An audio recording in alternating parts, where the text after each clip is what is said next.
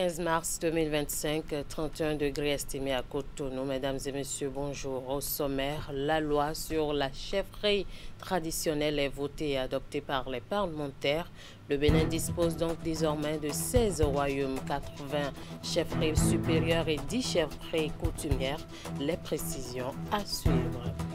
La chasse aux balances non certifiées dans les poissonneries se poursuit dans le nord du pays. Après Parago, Tchaoro et Banekwara, l'équipe de l'ANM s'est rendue à Natitengo. Vous aurez les détails dans un instant. Et puis, célébration de la Journée internationale de la femme au ministère du Développement. Les femmes de ce ministère ont choisi d'échanger sur les droits des femmes béninoises en milieu professionnel ainsi que dans le couple.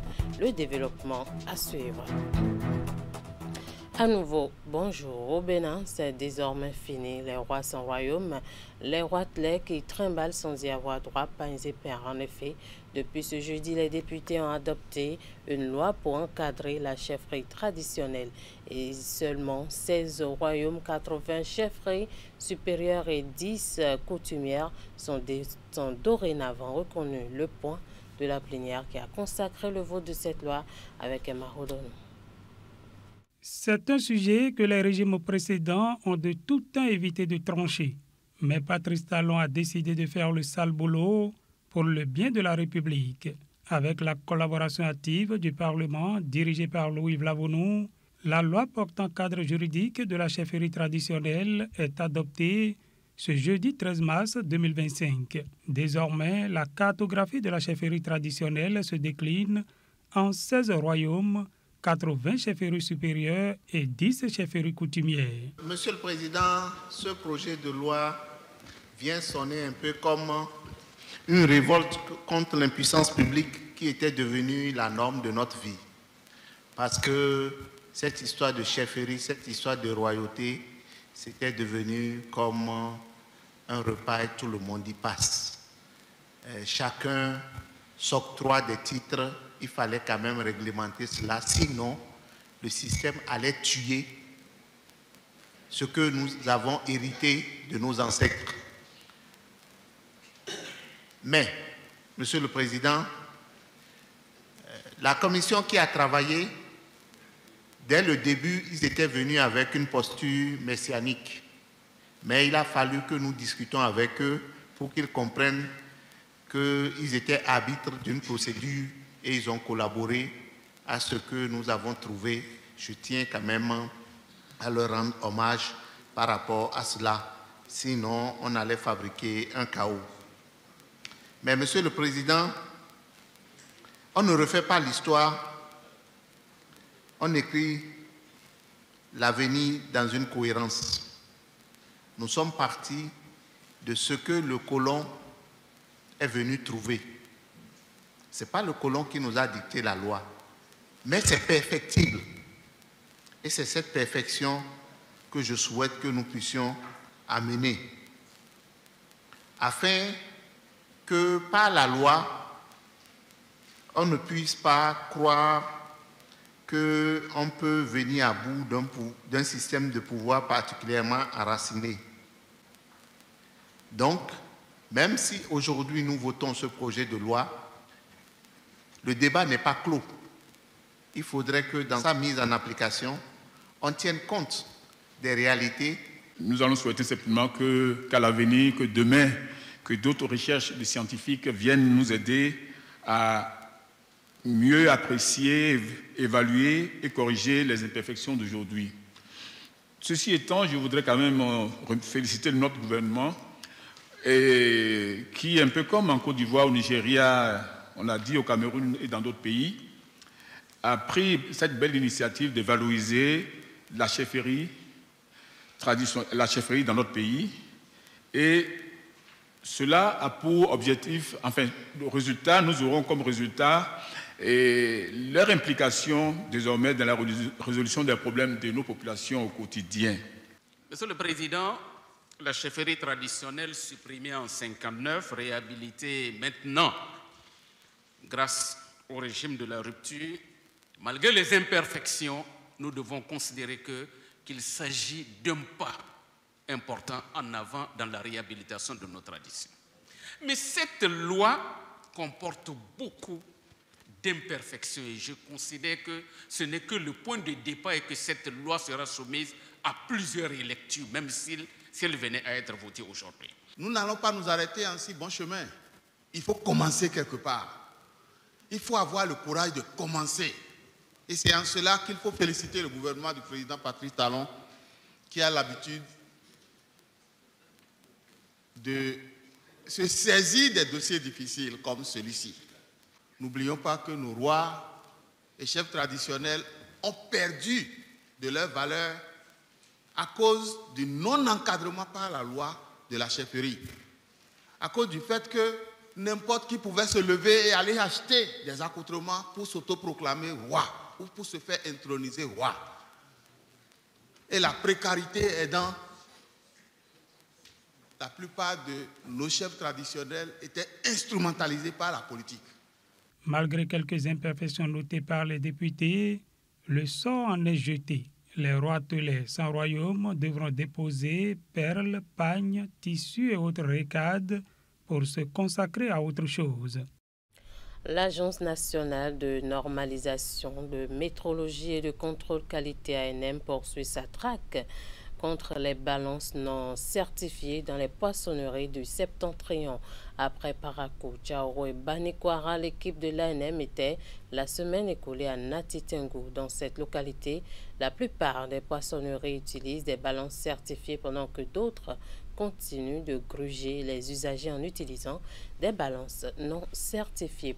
3 parmi ces commerçants indélicats ont été épinglés et leurs instruments de mesure saisis par l'ANM. Alassane Angouna pour les détails. Dans les poissonneries et chambres froides de Natitengu ce mercredi, une équipe de l'Agence nationale de normalisation, de métrologie et de contrôle qualité ANM. Sur instruction du directeur général de cette agence, l'équipe est sur le terrain pour s'assurer que les balances utilisées dans les transactions commerciales sont bien certifiées et respectent la norme en vigueur au Bénin. Nous sommes aujourd'hui à Natitengu avec la DEDI Katakora Donga où nous sommes descendus dans les poissonneries et chambres froides pour vérifier la conformité des balances utilisées dans la transaction commerciale. Et je rappelle qu'il est crucial de vérifier tout instrument de mesure qui sert dans les transactions commerciales afin de garantir l'équité et d'assurer la protection des consommateurs. Donc l'ANM dans sa mission de veille et de protection des consommateurs est toujours sur le terrain. Dans la plupart des poissonneries et supermarchés de la place, le contrôle a permis de constater qu'un grand nombre de gérants respectent la norme en utilisant les balances certifiées, comme c'est le cas ici chez Anselme. Sans mentir, la visite, c'est une très bonne visite. Et nous, on est en règle et les balances sont à jour, et ce qui nous permet à nous aussi de ne pas paniquer à votre arrivée. À côté de ces commerçants qui sont respectueux de la norme, il y a des indélicats qui continuent de fouler aux pieds la réglementation en vigueur. On ne s'attendait pas à ça parce que nous on pensait que la balance est en bon état. On ne s'attendait pas à ça. Donc on a pris note. On verra quoi faire pour améliorer ça. Le constat est satisfaisant parce que sur toutes les poissonneries parcourues dans la ville de Nati, tous les instruments de mesure retrouvés au niveau de ces poissonneries sont certifiés par l'ANM et la vignette faite en cours de validité de l'ANM. Mais le contrôle s'est étendu dans les supermarchés où nous avons pu épingler deux supermarchés qui utilisent des instruments de mesure, notamment des balances non certifiées. Au total, 3 balances non certifiées ont été saisies au cours de cette opération et les gérants mis sous convocation à la direction départementale d'industrie et du commerce à Takora Donga. Une semaine après son inauguration, la nouvelle mosquée de Gbégamé accueille les fidèles musulmans pour la grande prière du vendredi. Une prière qui a démarré à 13h30 ce vendredi et déroulée dans les meilleures conditions, nous dit Ouliat Sanoussi et Elvis Tonokwa. Par petit nombre, les fidèles musulmans affluent vers la nouvelle mosquée de Gbégamé inauguré la semaine écoulée pour la grande prière du vendredi.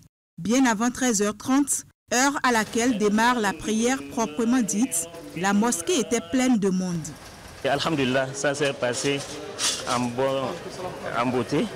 Pas d'études, on nous a fait peur qu'il y aura ça, mais alhamdulillah, au Bénin, nous aimons la paix. Et Inch'Allah, tout a été bien joué, alhamdulillah. Joie et fierté chez les fidèles musulmans qui retrouvent leur mosquée. Occasion pour eux de remercier l'honorable Salifou Issa et de prier pour lui, pour son geste d'amour et de solidarité envers ses frères et sœurs. Pour nous, c'est une nouvelle mosquée, mais c'est une ancienne mosquée aussi, parce que nous avons l'habitude de prier ici.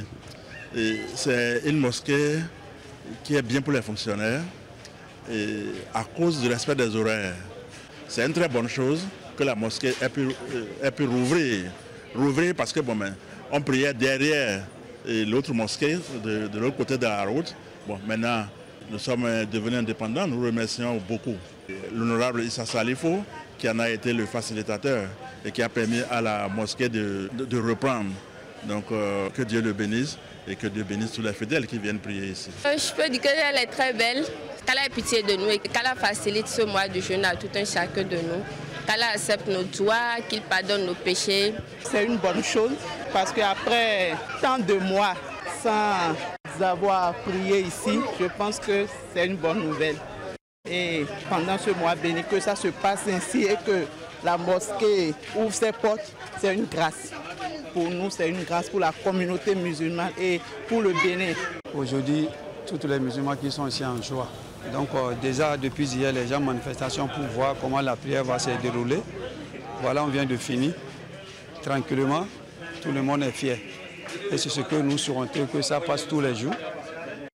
Avant la prière, hommes, femmes, jeunes et enfants se sont concentrés pour écouter le sermon de l'imam. Un message qui a porté sur la paix, la tolérance et le pardon. Il faut souhaiter la paix où que l'homme se trouve. Sans la paix, on ne peut pas adorer Allah.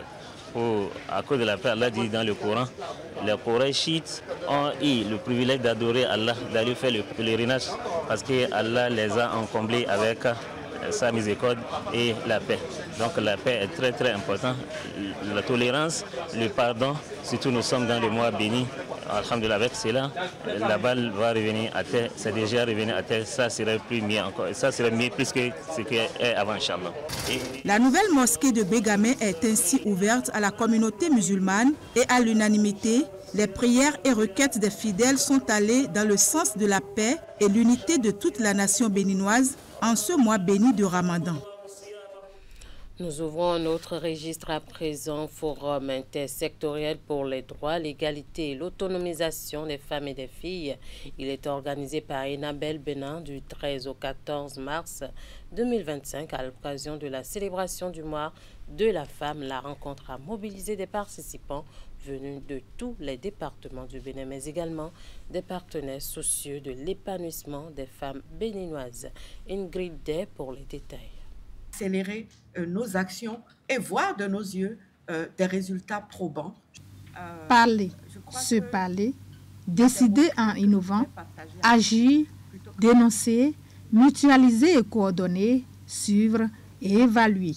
Des mots forts de la présidente de l'Institut national de la femme à l'endroit des femmes et des gouvernants à cette rencontre voulue par Enabel. Au-delà d'une simple commémoration, cette rencontre est un appel à poursuivre le combat pour l'autonomisation des femmes et leur pleine participation à tous les niveaux de la société. Nous avons un cadre, nous avons une saison, nous avons un environnement qui sont favorables. Il nous faut maintenant, après avoir parlé, agir. Parce que les temps changent et les défis sont différents. Les défis d'aujourd'hui s'ajoutent aux défis d'hier et sont différents. Et si nous avons des lois, c'est qu'il faut dénoncer. À travers ce forum intersectoriel pour les droits, l'égalité et l'autonomisation des femmes et des filles, Enabel invite les femmes et les décideurs à célébrer les avancées enregistrées ces dernières années. Ils sont également appelés à réfléchir aux défis qui persistent et aux actions concrètes à mener pour garantir un avenir plus juste et plus équitable pour toutes les femmes et les filles. Dans un contexte mondial de persistance des inégalités de genre et de recrudescence des crises qui menacent les acquis de ces 30 dernières années en matière de promotion du genre, il urge de renforcer l'engagement en faveur des droits des femmes pour leur épanouissement et leur participation active au développement durable. C'est dans cette optique que, sous la houlette du gouvernement béninois, le ministère des Affaires sociales et de la microfinance s'est engagé à promouvoir l'autonomisation économique des femmes et à renforcer leur leadership à travers des initiatives concrètes. Pour toutes les femmes et les filles, droit, égalité et autonomisation. C'est le thème de l'édition 2025 de la Journée internationale des droits des femmes, un thème autour duquel convergent les réflexions de cette rencontre qui a mobilisé les participants venus de divers horizons. Les femmes du ministère du Développement et de la Coordination de l'action gouvernementale ont célébré en différé la Journée internationale des droits des femmes. Pour toutes les femmes et filles, droit, égalité et autonomisation, c'est le thème retenu cette année pour la célébration au niveau mondial. S'inspirant de cette thématique, les femmes du 10 ministères ont mené leur réflexion à travers une communication sur les droits des femmes béninoises en milieu professionnel ainsi que dans le couple. Le compte rendu est signé Florence Bosset et Moufid Sabour.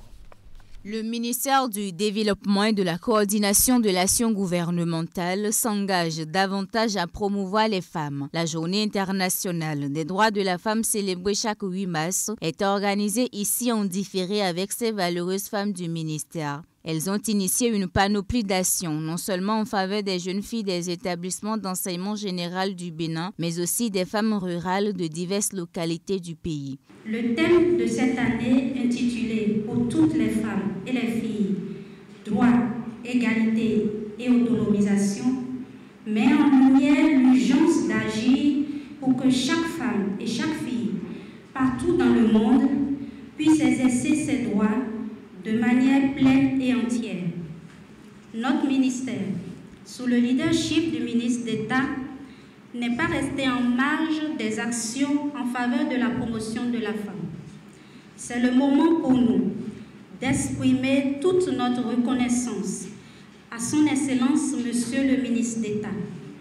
En effet, Monsieur le ministre d'État Abdoulaye Biotchane, avec votre discrétion et votre calme habituel, vous avez su imposer cette vision au sein de notre ministère. Grâce à votre leadership éclairé, sans éclat ni tapage, mais avec une détermination profonde, vous avez fait de la promotion de la femme un axe central de vos actions. Le thème retenu cette année au niveau mondial est « Pour toutes les femmes et les filles, droit, égalité et autonomisation ». En s'inspirant donc de cette thématique, une communication sur les droits de la femme au travail, dans le couple et les différents recours a été faite, suivi de débats au cours de cette célébration. Je veux donc ici rendre un hommage sincère et appuyé à toutes les femmes de ce ministère, à nos partenaires et à tous les acteurs engagés sans relâche pour la cause de l'égalité entre les hommes et les femmes. Cette célébration d'aujourd'hui ne doit pas être un aboutissement, mais une étape renouvelée. Elle doit nous inspirer à détruire les barrières, à faire reculer les discriminations. Cette célébration de la Journée internationale des droits de la femme a duré 3 jours. Elle est meublée de plusieurs actions en faveur des couches vulnérables. Le directeur général de l'Agence des systèmes d'information et du numérique au cabinet du président du Conseil économique et social. Il est porteur d'un message, celui d'un appui considérable dans la transformation digitale de l'institution. On va l'écouter au micro de Jules Etio et Simon Roland. Donc nous avons échangé particulièrement sur 2 points. Mais avant cela, il nous a rappelé ses missions essentielles et ses objectifs à court terme. J'insiste beaucoup là-dessus, à court et moyen terme. Et l'enjeu pour nous aujourd'hui en tant qu'ASIN, c'est d'accompagner le président et toute l'institution dans une forte volonté de transformation digitale pour pouvoir atteindre ces missions. Donc concrètement, par exemple, dès lundi, nous serons présents ici, donc avec lui, afin de commencer à auditer les systèmes d'information du Conseil économique et social et d'identifier quelques axes, notamment des choses très simples, comme amener une messagerie moderne et sécurisée. Donc nous sommes engagés à accompagner le Conseil économique et social. Nous sommes engagés également à l'accompagner sur les sujets qui touchent à la dématérialisation de ces documents, parce qu'il insiste beaucoup sur le besoin de productivité, le besoin d'efficacité de l'action du Conseil économique et social. Et il a également rappelé que du fait qu'il ait des entités décentralisées, il voudrait s'assurer que la collaboration pourrait être naturelle, que ces entités qui sont sur le terrain, qui vont être au contact des populations, donc chaque jour, chaque semaine, pourront collecter efficacement de l'information précise, exploitable presque en temps réel. Donc nous avons ce défi-là pour l'accompagner dans cette mission, pour que ce rôle de thermomètre, tel qu'il a dit pour l'État béninois, mais également qui peut servir à l'État béninois, que ce rôle de thermomètre puisse être honoré par l'institution, mais également que l'institution puisse trouver des solutions efficaces, précises, pour pouvoir répondre aux sollicitations des populations, des entreprises et des différents corps sociaux et des corps intermédiaires du pays.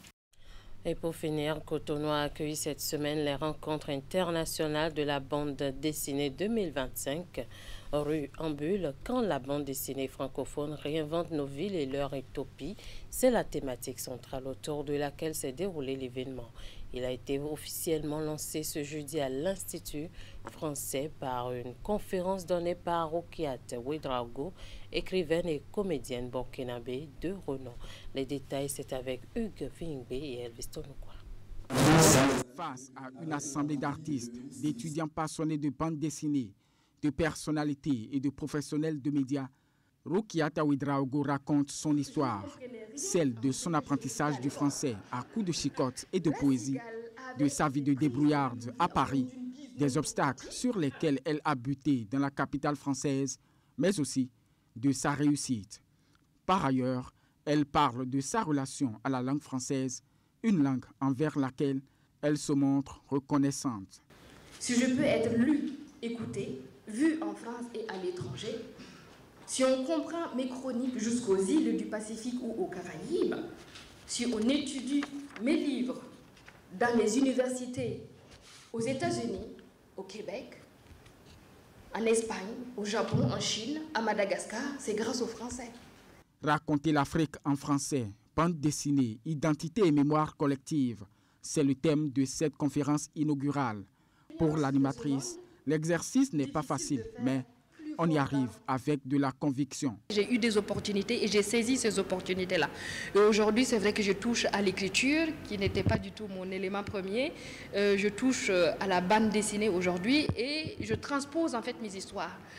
C'est un partage de ce que mon africanité m'a apporté. Cette activité est une étape du programme des rencontres internationales de la bande dessinée 2025, entreprise par des acteurs de la filière du livre et de l'édition, dans le cadre du projet Ressources éducatives, un projet exécuté par l'UNESCO et l'Institut français sur financement de l'AFD. Le projet Ressources éducatives est né d'une enquête diagnostique qu'on a faite dans 15 pays d'Afrique en 2019 sur l'état du livre globalement et plus spécifiquement du livre de jeunesse, en se posant la question de savoir quels sont les livres qu'on retrouve dans les mains de nos enfants.